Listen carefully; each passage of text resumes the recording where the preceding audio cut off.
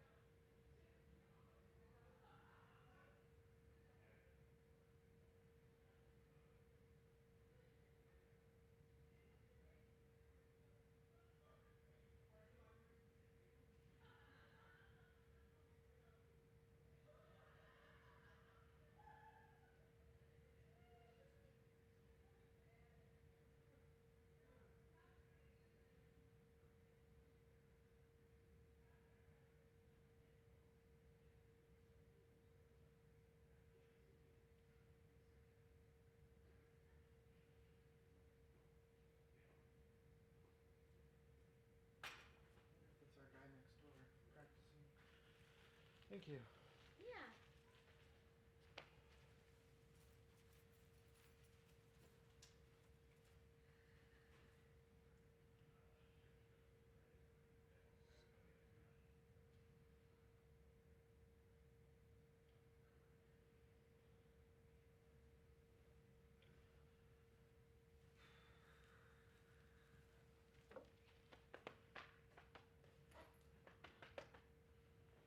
You guys start a trend. Other people want to do this now. Which is fine. It's just they're like, we need this by Monday, and you can't Good set luck. up. You can't. It starts at 4:15, and you can't set up till 4. And I'm like, that's not gonna work. That's not. I don't think people understand like how Nah. things work. Hello, we are supposed to be in here, right? I hope so. You know, I'm that's so sorry. It was last week. I saw everybody going over there, and I'm like, maybe they're all. I know, I keep 4:15. seeing people go to a different room, so I'm gonna go check on them. Yeah. Okay. I was like checking email just to make sure. I've done that. I've shown up on the wrong day for assignments before. I mean, early, like a day early, like Yeah. not late, but. I was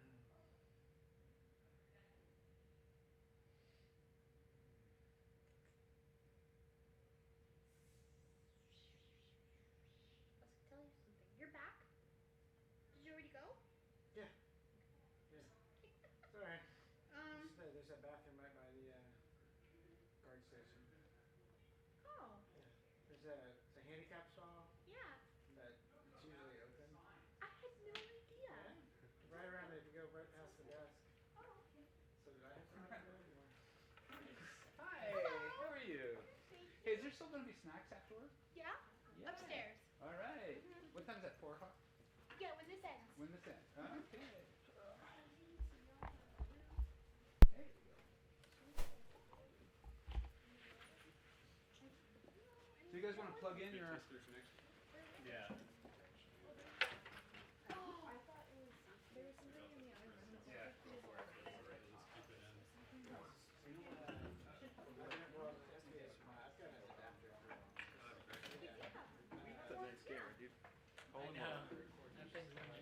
I mean, Whoa. usually from the house. This thing's got memory for days. That's right, I got one. 354 minutes. Oh, we send out emails to tell them it's happening. And a lot of people watch on that. Yeah. And by the way, If they don't send it, you can just let me resend it or something. If you don't.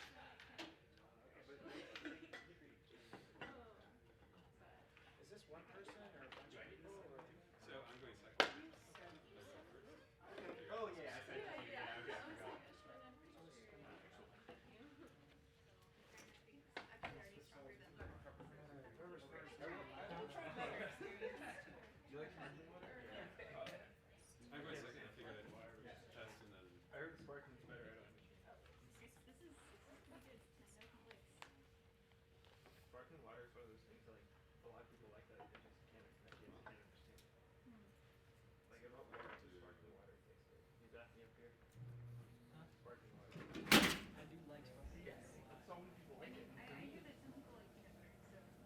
Next.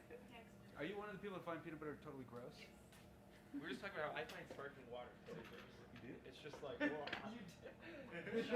Get him out of here. It's weird. It's funny. I drink it all day long. it's almost like I don't even know. Yeah, it doesn't taste at all anything like water to me. It's like hard. Together? My daughter used to call it too spicy. She would do it. We're not speaking at the same time. And that's just gotten into it too. Speaking first. Actually, you're in the minority because so many people are doing sparkling water. It should be on. It's because it's warming up. That sounds like you're drinking. Who's first? Okay. This is great actually. 'Cause you have like the machine that carbonates it, so you don't even have to like feel bad about like tossing bottles. For the Yeah, no, that makes total sense. that's cool. Um, I feel like all my anything that's like alcoholic, I like sparkling because I'm like masks and terrible taste of alcohol. But then when there's water, I'm like, I got nice masks, but when it tastes of water, What are your feelings on tea? I feel like this kind of has the same vibes as tea. It's just water that's like very slightly flavored. I'm good at tea. Sparkling tea though, I don't know. That's really pushing it there. It's like a big question mark.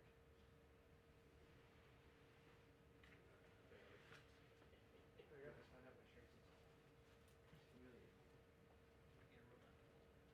Alright, so You know, it gets me unique. I'll just like put my arms in the air. Yes, yes, sir. And you just fix it. you. Exactly.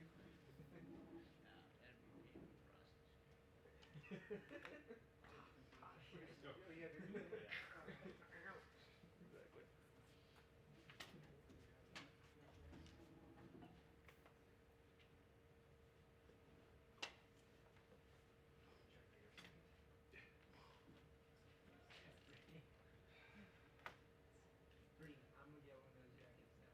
Oh yeah. Those are saucy. I'm a fan. I want to believe everything you say. You're supposed to take. Yeah, I know. Now that it's like You are. it's a different level now. Okay, great. Oh, actually, he's talking first, so maybe. Yeah, sorry. Oh, So when you guys present up here, unless you have that jacket. I can really use all the. Yeah, I'll switch jackets too. Yeah. That actually might You'll be get good the for lame them. jacket. Huh? That might actually be good for them. That's true. It's for the mic with the Q actual argument. Whatever Q actual. Whatever Okay. Virgin says is now true.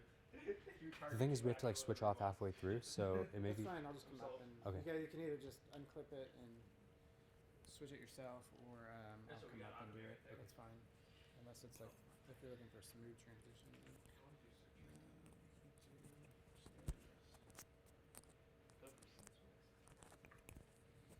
This is just so I can record and hear you on the live stream. Okay. And then just put it in your pocket or whatever. That should be on. Let me go make sure that I can hear you.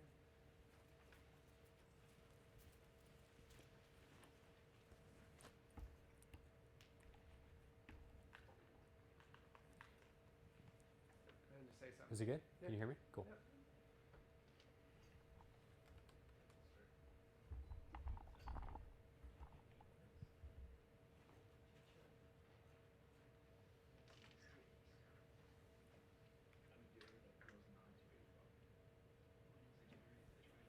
So whenever you're ready, you can start.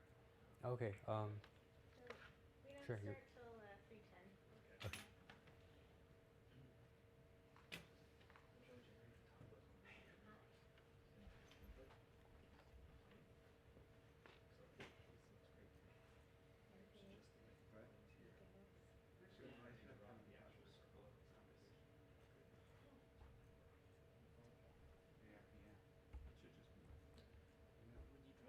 Jeff, why did we have to postpone it last time? Was it the fires? Yeah. Was it the fires? Okay. Remember, Yeah. We got to stop trying to give talks because people just keep getting hurt. Yeah, man.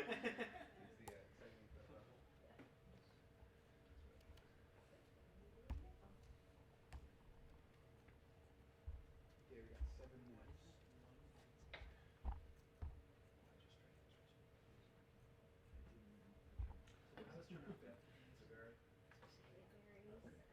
Just clips.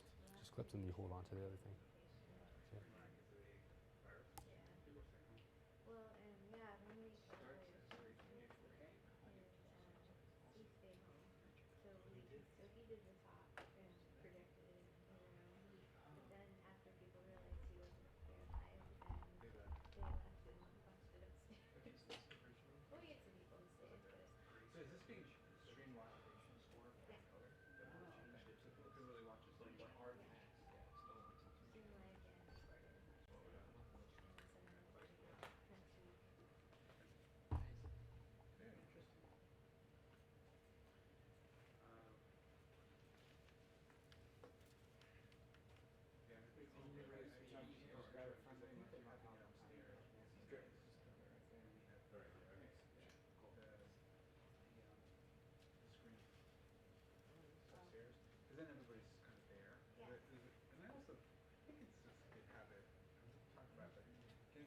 show up and suggest to their fellow students. Yeah, for sure. I think once everything is done up there, it's gonna be this will change for sure. Because Yeah. it'll just be like you walk by and you see what's happening. Everyone will know what's happening at a certain time. No, this is like And beginning, we'll have like the free screens row, going. whatever you call it, It's Jacob's crazy. Valley. Like when you first walk in, there's Still trying screens to just pick the right one. in the entry. Right. We project to that. We can project to the kitchen. I mean, it'll Right. just really Have a sense that something is something is happening. happening. Good. Yeah. But we're still waiting for the Zoom to get set up, and we're waiting for the screen, the curtain screen, and then we'll be in business. Oh, but the projector does work? Yeah, the projector works, but the Zoom capabilities are still questionable. So like you Okay. could go up and you could probably project the talk, although the last With time the light, is it enough to see? the light's okay. The last time I Hey. talked to them, there was some problem with the sound though. So like if people had videos and stuff, that wasn't working. That's interesting. But Probably also we need a mic too. yeah, a mic is part of it, but I don't know if it's like your ear yet, but that's part of it too. I have one at home in Indiana. But it's not hooked to the speaker No. system. But it is nice to have that because, Yeah. like, again, that'll make it so that what I would like is that if, like, I just went up there and there's like 20 people kind of sitting around, Right. so they couldn't just sit there and just look. They have to be speakers, and it Yeah. makes one or three laugh and that you can pay attention. Yeah. Yeah, I can't wait till it's ready because this whole thing was supposed to be up there Yeah. all semester, and every week it's another week we're not up there. Well, it's only been like 4 or 5 weeks, right? 6 weeks. It's March. It's March. True. Probably looking at 2 more weeks. Okay. Then we have spring break. Then we're starting April. That's right. Oh well. What it was interesting was hearing.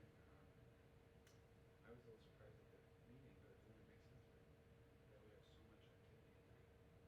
Oh yeah. Here, so it's so lively late at night. Mhm.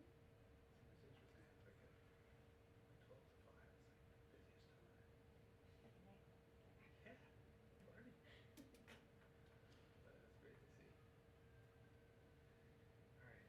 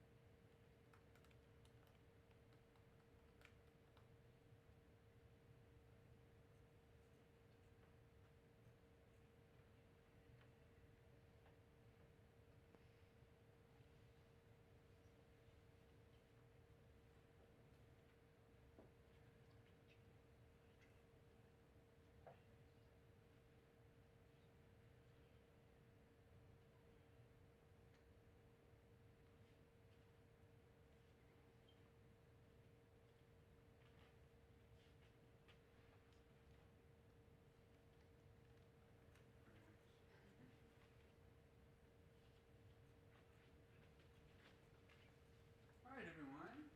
Welcome to the Bair weekly seminar. And my name is Ken Goldberg. I'm delighted to introduce our speakers today because they are, I have the honor and great pleasure to work with them. We're going to have two talks. First one is going to be a joint talk with Brijan and Ashwin. Brijan has actually come from Berkeley and is now in his second year PhD. Ashwin came from Caltech in the second year. This is a project that they worked very closely together on, as well as with a number of others from here at Berkeley, including Joey Gonzalez, Sergey Levine, and Francesco Borelli. So without any further ado, I'll let them take it from here. Thank you. Hi. Today we're going to be presenting Safety Augmented Value Estimation from Demonstrations, SAVED, an algorithm for safe, deep model-based reinforcement learning for sparse cost robotic tasks. So the setting we consider is robotic manipulation.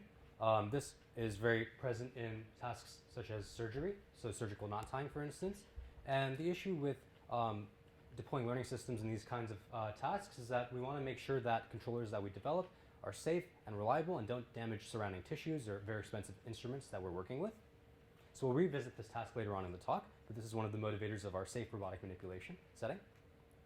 And if we don't consider safety when we're planning and controlling, bad things can happen. The approach we take is reinforcement learning, and one of the key challenges of reinforcement learning, while it has been very successful in many domains, is that oftentimes it can require a lot of samples to start performing the task efficiently. So the direction we're going to take is asking the three following questions. Can we use previous successes to guide exploration of our agent? Can we use a set of suboptimal demonstrations to guide our agent initially? And can we leverage model-based planning to reason about safety and uncertainty in the environment? So one example where we may want to consider safety when we're exploring and performing a task is tightrope walking. So if I was trying to cross this tightrope, I may not know what's going to happen if I go to the right or the left, but I may know that if I go straight, I will end up crossing the tightrope. So I want to reason about what I know and what I don't know when I'm planning, and we're going to revisit this idea when we're designing our controller. So the question that we're going to ask is, how do we enable efficient policy learning with unknown dynamics without violating user-specified constraints when only sparse cost feedback is available? So let's set up the problem a bit. We consider the iterative learning control setting with unknown dynamics, so we do not know the system dynamics beforehand. And we have a fixed start state and a fixed goal set that we're trying to navigate to at each iteration. Later on, we'll show how to extend this beyond fixed goal sets and fixed start states, but for now, when we set up the controller, we'll stick to the setting. We assume that we have a small set of suboptimal but successful demonstrations. Maybe these are provided via a human through a teleoperation interface or kinesthetically, or maybe we define a hand-tuned PID controller that's safe and gets the task done, but maybe isn't super high-performing. So the goal here is to take these demonstrations and design a controller that is high-performing and safe, and that's what our algorithm will try to do later on. We consider task completion-based costs, where the only cost signal is one that tells you whether you have completed the task or not. And so this may mean that the task completion cost is 0 inside the goal set and 1 otherwise. We also considered user-specified constraints that are potentially non-convex. So when we're learning, we don't want to bump into things and knock over objects and break our parts of our arm, for instance. So we assume that the user is going to have some constraints that they want to satisfy during learning and execution of the policy. And the only thing we require is that the user provides a function that specifies whether the state that the system is at currently is constraint satisfying or not. The control strategy that we're going to take is called model predictive control, or MPC, where at each time step we observe our state, x sub t, and then we plan h steps into the future. And we pick the best plan, h steps into the future, with respect to our cost. In this case, it's going to be a sparse task completion-based cost. And at the next time step, or once this is done, we pick the best plan, and then we execute the first action in that plan, and then we replan at the next time step. So there's been a lot of work here at Berkeley on using deep neural networks for model predictive control. Specifically, we're going to be using one of the modeling approaches from Handful of Trials at NeurIPS 2018, which uses a probabilistic ensemble of neural networks to reason about model uncertainty due to lack of data or due to system stochasticity as well. So specifically, we're going to be solving this model predictive control problem with a sample-based optimizer called the cross-entry method. And one of the challenges at this point in the task is that our task reward is very sparse. So if we can't plan directly to the goal in h steps, then all the plans that we consider are going to look exactly the same. So we won't know which one is the best one. To mitigate this, we fit a value function that estimates the cost to go, the time to task completion, and we evaluate it at the terminal state of our plan. And we use this to differentiate between the plans that we're considering by providing a signal of delayed rewards, basically. Next, we consider how to explore safely and not veer into regions where we don't know what is going to happen. And so we build off some work from the Model Predictive Control Lab here at Berkeley, specifically learning model predictive control, where the system estimates a set of states that are considered safe, and as long as we can plan back to this safe set, we will be able to guarantee safety and iterative improvement. And so let's discuss this in more detail. First, we need to define a couple terms. So let's define the safe set as the set of prior states from which the task was successfully completed. So this means initially all the demonstrations are considered safe, and we put them in the safe set. And then as our agent itself successfully completes the task, we put its trajectories into the safe set as well. And so the goal here is that at any given point, I want to be able to make sure that I'm able to plan back into the safe set. Even though I'm not in the safe set, as long as I can go back into the safe set, I will be safe. And so that's the core mechanism that we're going to be using. So in fact, what we'll often see is that the first few trajectories of our plans or our controller will actually go completely outside of the safe set, but they'll always have this backup plan that takes them back into the safe set in case something bad happens. And so that's the mechanism by which we can provide safety and task completion. But of course, this is a discrete set of points. So if we're using the sample-based optimizer, optimizing this objective with respect to this constraint is challenging because we need to be able to plan back into a discrete set of points. So to mitigate this, we fit a continuous approximation to the safe set by fitting a density model to it. And we just say, hey, as long as the terminal state in our plan has sufficient density under this density model, then we can likely complete the task. And so we try different density estimation approaches, but the one we typically use is a nearest neighbors based approach because of its efficient implementations out there. And so at this point, we've developed an appended value function that estimates a signal of the time to task completion and a safe exploration constraint that makes sure that we always have a backup plan to a state from which we're able to complete the task because we've done so in the past. Now I'll hand it off to Ashwin, who will talk about how we actually implement these constraints.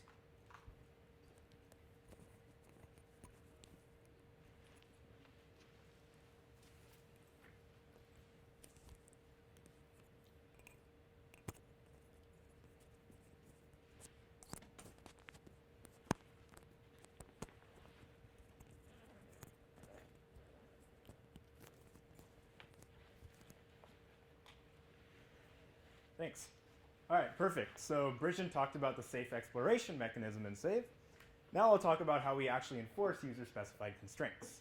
So we assume that the user gives us an indicator function that operates on the state space that tells us whether a state is constraint satisfying or violating. So now what we can do is we can actually leverage our understanding of model uncertainty to probabilistically reason about these constraints and probabilistically enforce them, even when we don't exactly know the system dynamics. So the way we can do this is suppose we have some candidate action sequence that we're considering when solving the MPC objective, perhaps through the cross-entropy method or some other sampling-based technique. What we can do is we can take that action sequence and simply just roll it out over our stochastic dynamics model several times. And since it's a stochastic dynamics model, different things might happen when we roll out that same action sequence several times over the dynamics model, even from the same state. So we see this example here, where, for example, we have the action sequence, and we take the exact same action sequence and roll it out over the stochastic dynamics model 4 times. In this case, it violates constraints 3 of the times, but satisfies constraints 1 of the time. So here we estimate that the empirical probability of constraint satisfaction is 1/4. So this is probably a pretty bad action sequence. So we would blow up the cost for this action sequence when solving the MPC objective. So this is basically the entire algorithm. We have the standard MPC objective. We have an appended value function to deal with sparse costs. We have the safe exploration constraints that Bridgen talked about earlier, and then we have the feasibility constraints that I just talked about that ensure that basically you can satisfy user-specified constraints with at least some probability beta. So basically the entire algorithm is you first initialize your safety density model, value function, and stochastic dynamics model from demonstrations. Then you optimize the MPC objective using the cross-entropy method in this case. Then you execute the controller, and then you update the dynamics, value function, and safety density model based on the controller's experience. So now in evaluating save, the main questions we want to ask is first, how fast can save actually improve upon these initially suboptimal demonstrations? So here we can see how the sum costs that save actually achieves reduces over iterations. Another question we might be interested in is how consistently does saved actually complete the task? So what we expect is that save should complete the task slowly in the beginning, maybe at a similar speed as the demonstrations, and then faster and faster as learning progresses. And finally, we want to ensure that saved is able to consistently satisfy user-specified constraints even during learning. So we can see that with the constraint satisfaction rate. So we consider a variety of domains to investigate this, and we compare save to model-based and model free RL baselines with the same demonstrations. So first we consider a point mass navigation domain in linear Gaussian dynamics. So in this first example, we just want to navigate from this start state to this goal set, and we have these initially suboptimal demonstrations, and we just want to be able to go straight from the start to the goal. Then we can add an obstacle to make our life a little harder. So now we need to, again, go from the start to the goal faster than these demonstrations, but not violate this constraint. Now we add a channel, which actually adds some challenges for save, because it's difficult to actually structure exploration away from these demos in a way that you actually find that channel while being safe, because it's very likely that you'll be unsafe if you try and explore near that obstacle. And then finally, we make this task harder by creating a task where you have to actually navigate all the way around the obstacle to get to the goal. So in this case, we notice that saved has higher constraint satisfaction and task success rates than all the RL baselines we considered. And particularly, we note that in this domain, saved actually never violates constraints and has consistently higher success rate than baselines.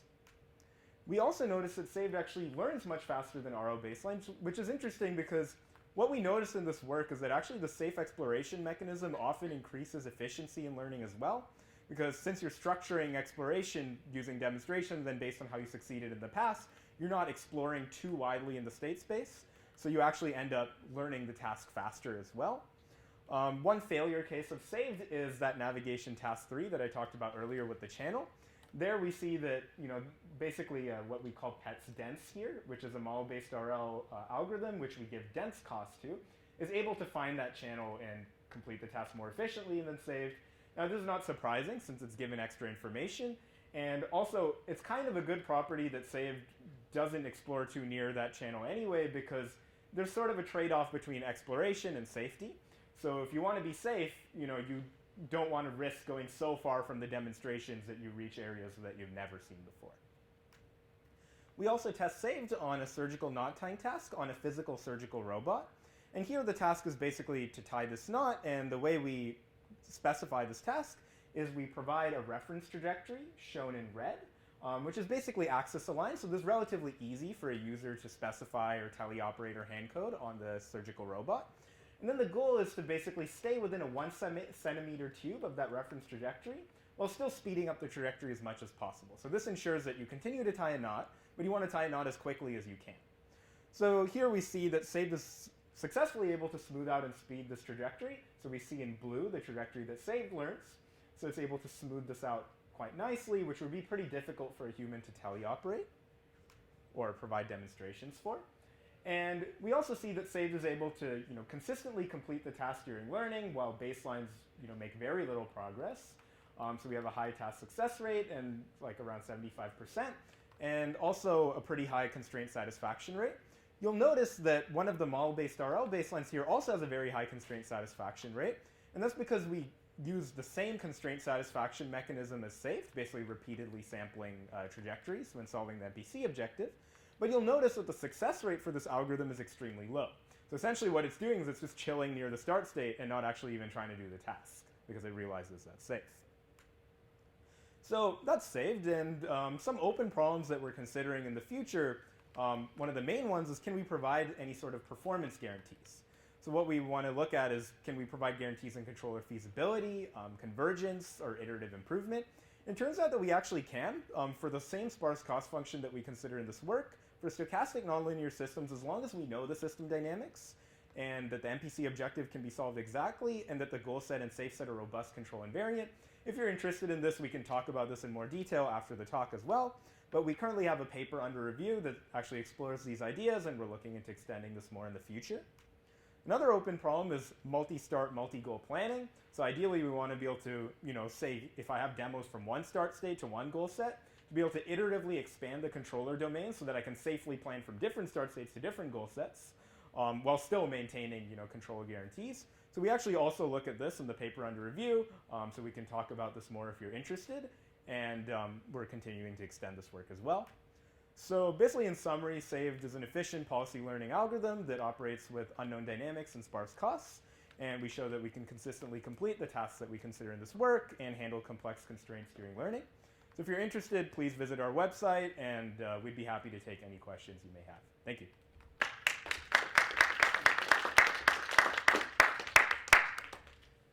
Good. Questions? Yeah. Thank you for amazing talk. One of the things is there's something that seems to be analogous with motion planning here. Mm-hmm. And can you say a little more about how you think about this? I mean, the output of this is a controller rather than a motion planner. But especially in the last example you gave, it sort of has some of that flavor of expanding the start states and the goal that feels a little bit like what you do in motion planning. So can you say a little more about that? Yeah, so we're actually exploring, thinking about extending this algorithm to the motion planning setting as well. So for example, what you could imagine is that, you could continue to solve the saved objective for a particular start state and goal set, but then you could also try and explicitly explore to expand your controller domain towards particular states that you sample. So for example, let's think about this in the context of like a classical motion planning algorithm like RRT.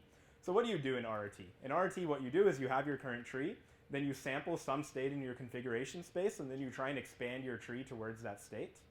Equivalently, what you could do in this type of algorithm is, if you are right now navigating between some start state and some goal set, and your controller domain is defined by that, you could sample some start state in configuration space, or some state in configuration space that's far away, and then you could have a new cost, which basically encourages you to expand, actually we show that here, which basically encourages you to expand towards that new start state that you sample.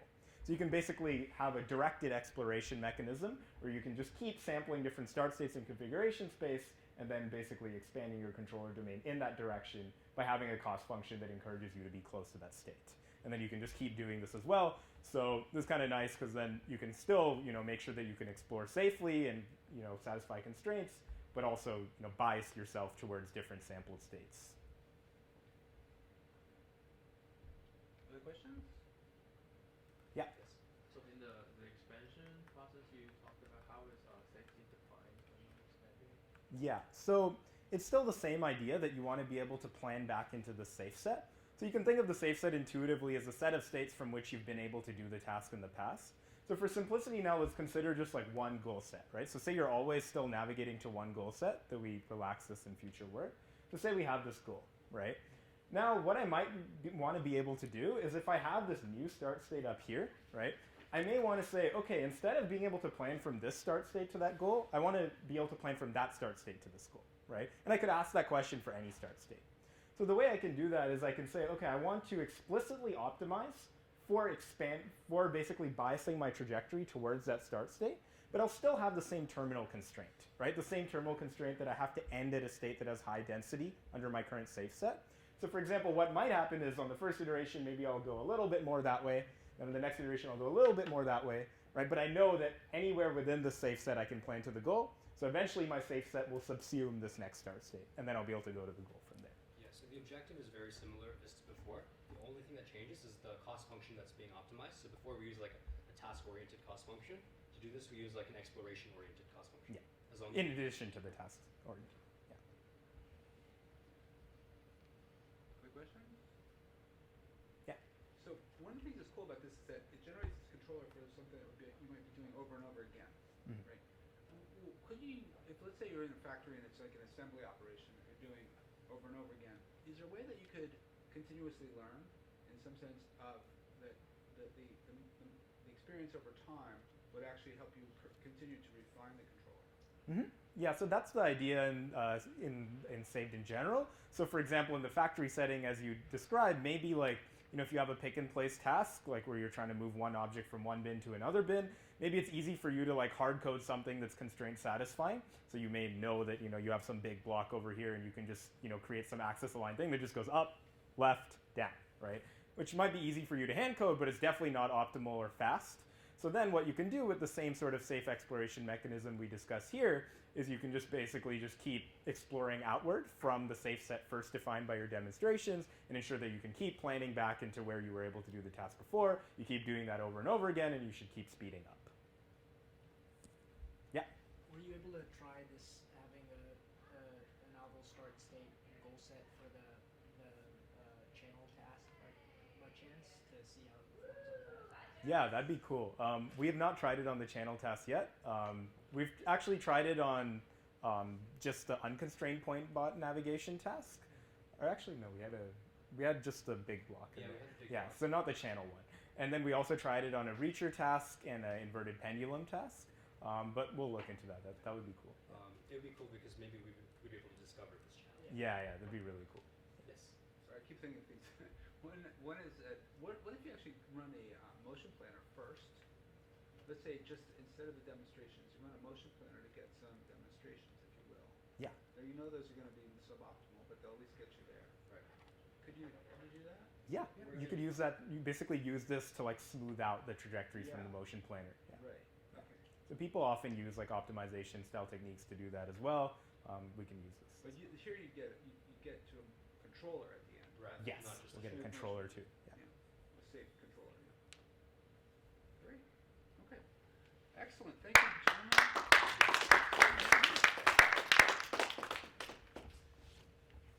All right. If you want to find out more about it, they're just upstairs. So spending half the time here, and also in the other half of the auto lab, which is over in Etchebury. So our next speaker is a postdoc.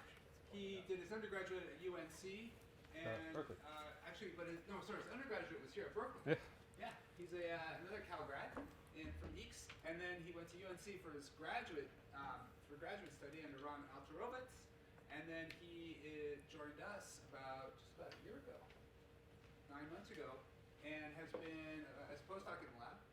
And as you'll see, one of the great things about Jeff is he's got a number of talents, one of which is that he's a master of motion planning, but he's also a great systems person and spends some time out in industry doing real commercial industry level coding, so he's a real coder, and he's got to tell you about two projects here, both really interesting and building on new developments that are emerging and highly relevant to problems that we're facing that I actually think are getting exacerbated by our current coronavirus situation. He'll tell you about that.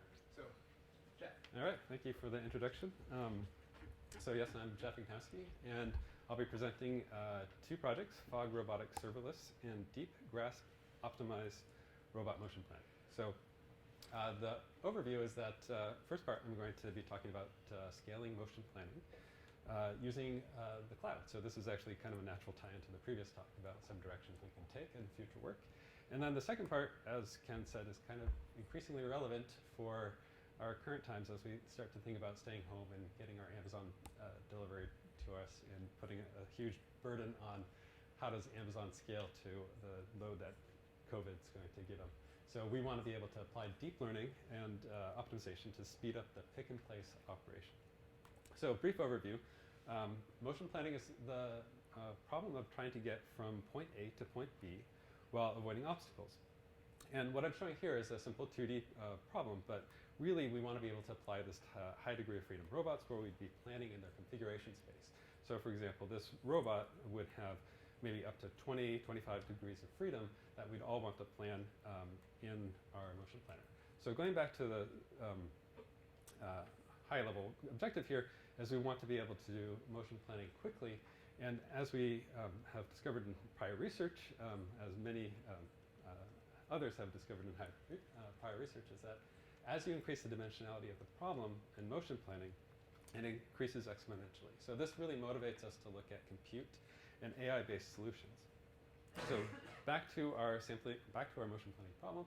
One of the highly successful ways of tackling motion planning, especially in high degree of freedom problems, is to use sampling-based motion planners. And the way these work is they explore space by randomly sampling configurations and connecting them into a graph or a tree and searching for the goal as they go.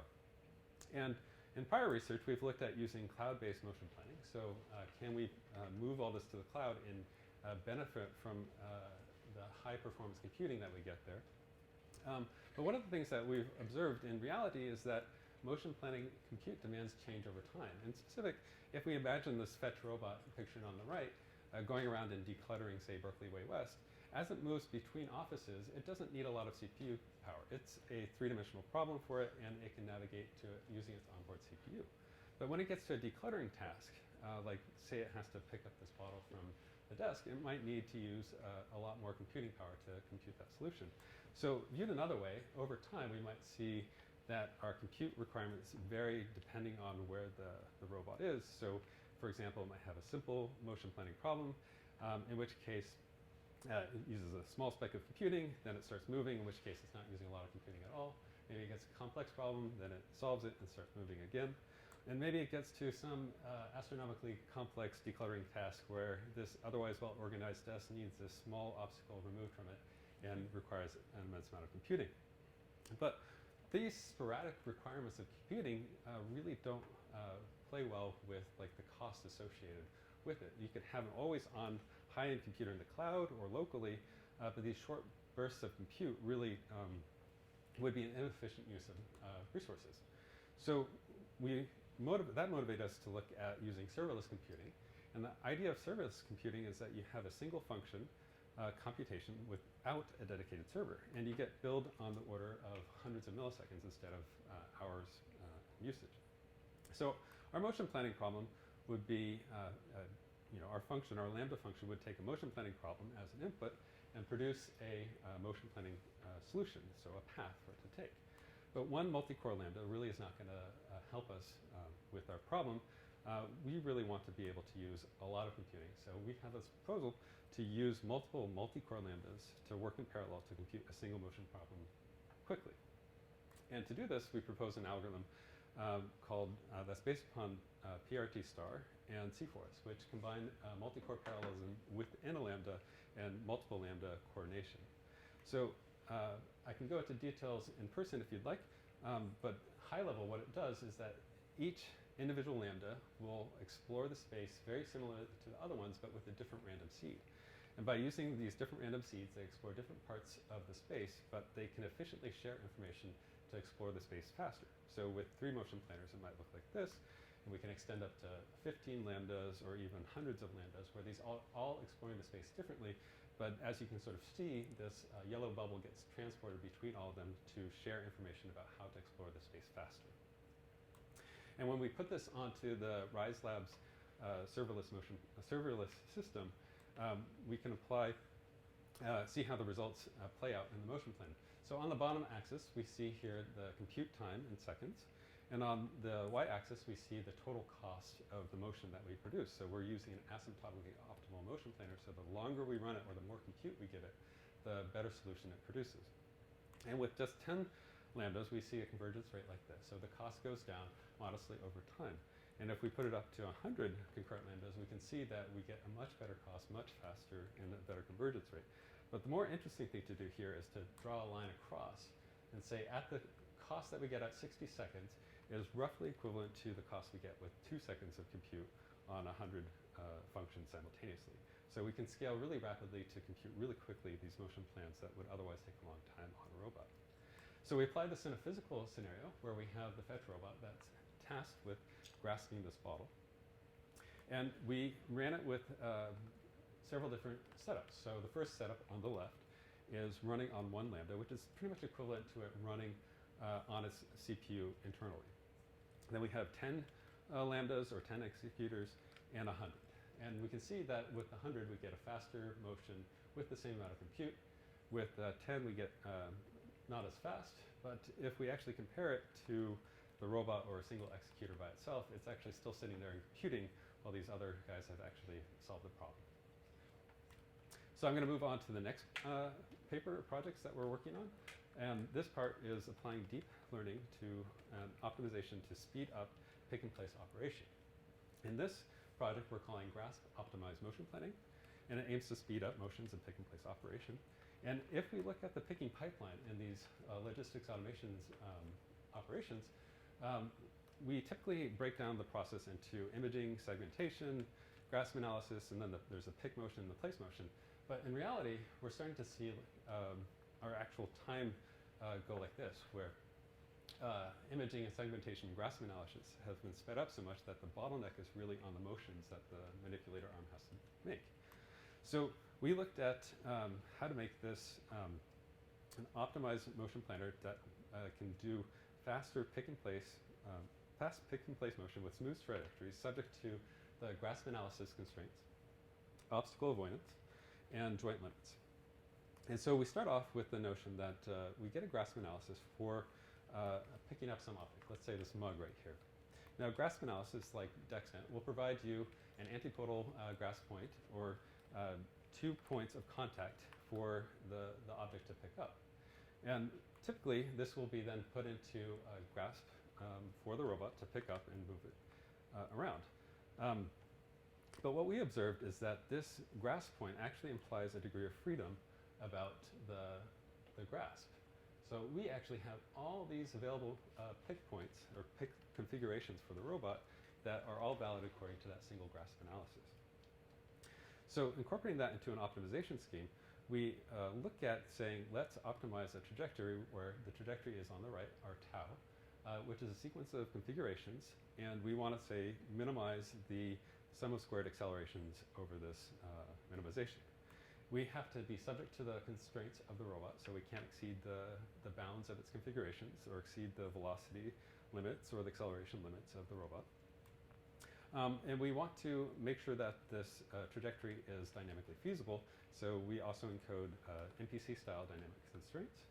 And then we put it into a sequential convex program. And this is based upon prior work. The sequential convex program essentially linearizes these constraints based upon obstacles, and we add in the graph space constraints at the end. So if we look at the optimization on that UR5 robot that we showed picking earlier, and we plotted 6 joints over time, we see the configuration on the top, the velocity in the middle, and acceleration, and we will get a motion like this out of it. So the important point here is not so much the individual configurations of this, but we get these smooth trajectories as a result. Now the next thing is we actually want to minimize the time of this. We want this to be speeding up pick and place, so just having a smooth trajectory is not enough. So what we observe is that we can take the solution to our first optimization and warm start subsequent optimizations to successively shrink the trajectory. And when we detect that it's no longer feasible to optimize the motion, we stop and we execute that trajectory. So we apply this in physical experiments where we have this set up with multiple objects of varying type to pick up and put into the bin. We start off with an overhead view as typical in our setup. We do Dex-Net based GRASP analysis, and we get a whole bunch of pick points to try. From that, we then execute our trajectories. And here's a sequence of real-time trajectories that are generated by our optimizing motion planner. And compared to prior work, compared to our baselines, this is much faster and has the potential to significantly speed up pick-and-place operation. So I'll just play 2 more, and watch the fast motion. So one of the things that we've observed after this initial work is that we were not limiting the jerk on these trajectories. So without the limits on the jerk, which is the derivative of acceleration or the change in acceleration, the optimized trajectories would rapidly change in accelerations, which would result in wear on the joints, which in a repeated pick-and-place operation would reduce the lifespan of the robot, which might not be something that a logistics provider would want. It also produced imprecise trajectory following because the robot's onboard controller was not actually able to keep up with these jerks, these high jerks at the end and beginning of the trajectories, which leads to overshoot at the end. And so here we have a slowed down example of the motion that we would generate without jerk limits. And you can see at the end that it overshoots the target and bounces up a little bit. And it actually would have gone further, except for it actually hit the bottom of the bin in order to stop it from going down further. So we take our motion without jerk limits, and we add in jerk limits to this optimization. Now, with the limits on jerk, we minimize the sum of square jerks, and we get reduced wear to improve trajectory following, and we avoid that overshoot. But it comes at a cost. There's a slightly slower motion, which you'd expect because we're not rapidly accelerating at the beginning and end. But we actually get a much slower computation because of all the constraints that we had to do to make this motion work. But the end result is something that we'd like, in that if we take the same problem as before, we can see that we don't overshoot, at least not as much as we did before. Now, our pipeline from before would be to, say, take our input of a pick frame and a place frame, send it through the sequential convex program, repeat that to minimize the time on it, and send it to the robot.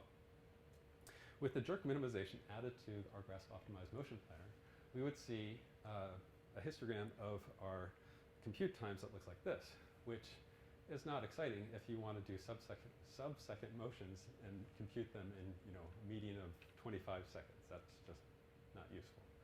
So what do we do here is we throw deep learning at it. So we take this pipeline, and we now randomize inputs to match the expected trajectories that we have in our pick-and-place scenario. We run it through our existing optimization pipeline and generate a lot of data. From that, we do deep learning of our trajectory generation, and we apply it to the physical robot.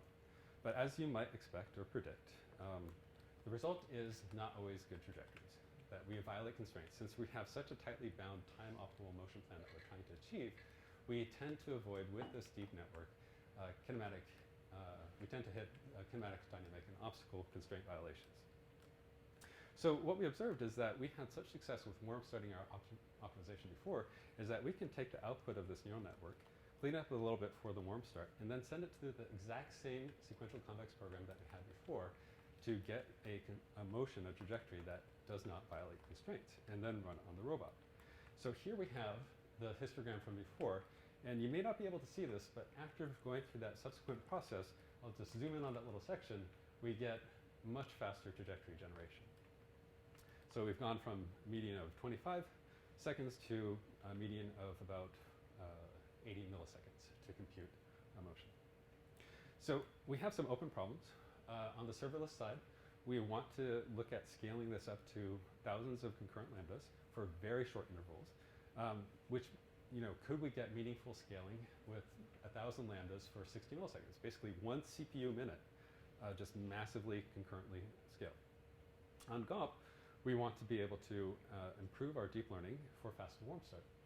And there's some interesting applications where we could look at applying both of these together to combine them, and also put them on robots with higher degrees of freedom to see how they support those. And with that, I will say thank you and open up to any questions.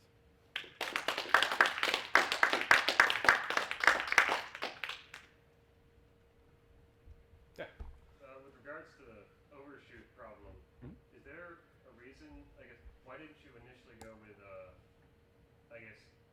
penalties for non-smoothness in the trajectory planning rather than hard constraints on jerk?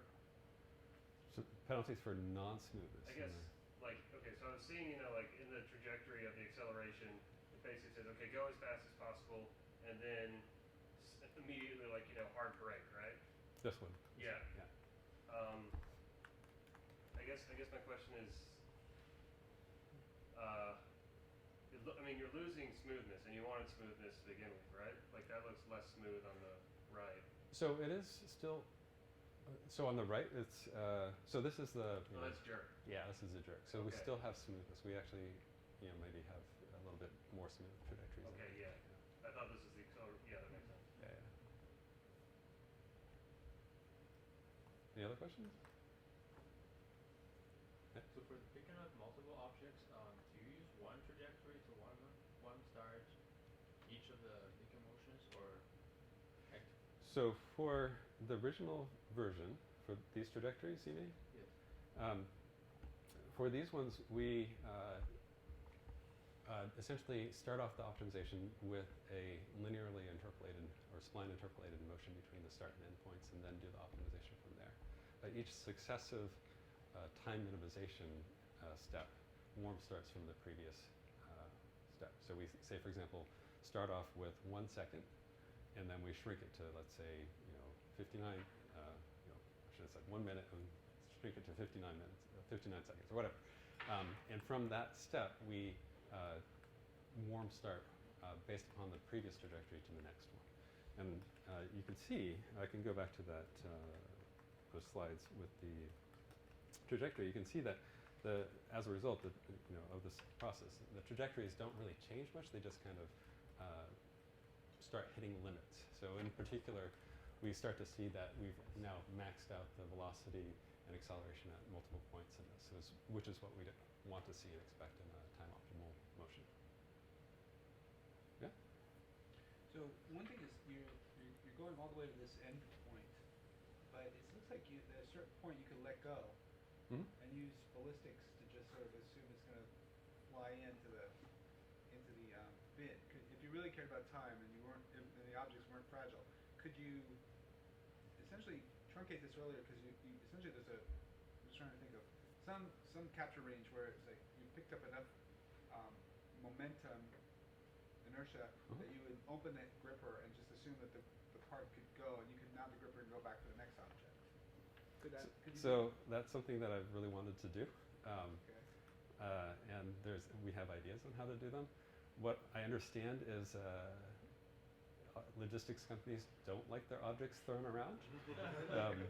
But if they did, I think the end effector, the grasp constraint that we have and the ability to optimize over it could be modified to not just look at the configuration, but also the velocity of the grasp object at the end. And essentially say, okay, we've got a velocity in the direction of the placement target. We can let go then, and then break things. And so part B of this question is, have you looked at the other thing of going backwards? So now I've dropped the part, and I want to optimize my motion back to pick up the next part. It seems like the same thing could work. Yeah. So the way we rolled out this problem and the solution was we made the problem more hard on ourselves than we should have. We had both the pick point and the placement point both be optimizable, but you could very easily in this setup choose one or the other to be fixed instead of optimized. So for that particular scenario, to go from the placement point, you would just say, well, here's our fixed start point, and we want to get to one of these graphs around this grasp analysis point, and then optimize that. Yes, Joe. Just building off of the last question, is it possible to say optimize the trajectory for placing it, and then while you're executing the place, which might take longer than planning for the next pick, construct the next pick trajectory? Yeah. So I don't see a reason why not, unless we expect the environment to change. But in general, that sort of approach really is amenable to like parallelization, and a lot of this stuff could be, for example, in experiments we took this grasp analysis, and we said, okay, well, we've got, for any particular object, we've got like 10 different grasp points. Let's run all of them simultaneously, multi-core, and choose the one that's best. And then, so we get sort of the best of both worlds. We get the fastest motion of all these different pick points, and we get that rotating optimization about it. Yeah? Well, that new rotational degree of freedom, has the grasp planner been retrained to figure out what's exactly like a feasible region? Because, for example, in the mug, if you rotate a bit too far, you could come into contact with, say, the handle or something like that. So how do you determine that? So that can be handled by the constraints on obstacle avoidance. So two parts of this is the obstacle avoidance constraint, which we essentially take obstacles and linearize trajectory avoidance, an obstacle avoidance constraint on the SCP. And we would essentially just have to do that for the start of the trajectory as well. Yeah. Suppose that the end effector for my robot arm is a suction cup instead of a grabber. Yeah. And so if I move quickly, there's a chance I might lose grip or something. Uh-huh. How would I add that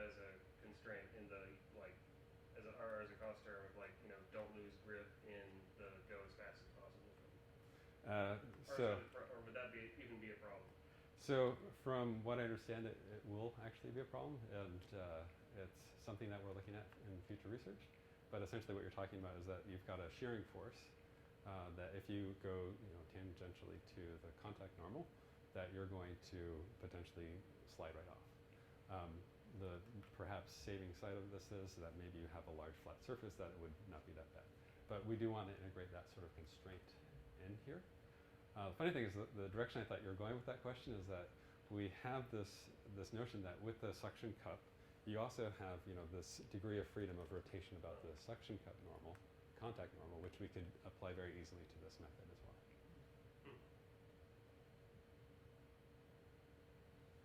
Any other questions?